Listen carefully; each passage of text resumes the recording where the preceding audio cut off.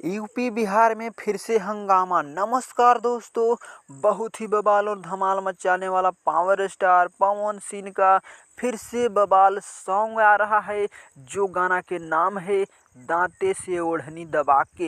एकदम बवाल और खतरनाक गाना होने वाला है। उससे पहले अगर आप चैनल पर नए हो, पावर स्टार पवन सिंह की फैन है, तो वीडियो को दिल से लाइक करके चैनल को सब्सक्राइब करें, क्योंकि इसी तरह का बवाल न्यूज मिलने वाला है।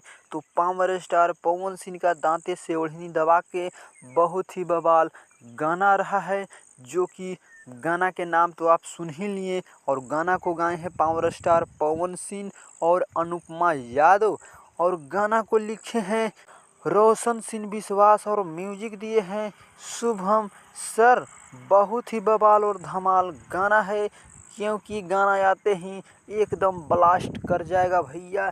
ये गाना मूवी का होने वाला है, जो कि सूर्यवंशम मूवी जो आ रहा है बवाल धमाल, उसी का ये गाना है बवाल धमाल। ये गाना अगर आप देखना चाहते हैं, सूर म्यूजिक के यूट्यूब चैनल से ये गाना आ रहा है आज 6:30 पर सुबह। देखिएगा, बवाल धमाल मचाने वाला गाना है। और वीडियो थोड़ा सा भी पसंद आया होगा तो चैनल को सब्सक्राइब जरूर कीजिएगा और कमेंट करके ज़रूर बताइएगा।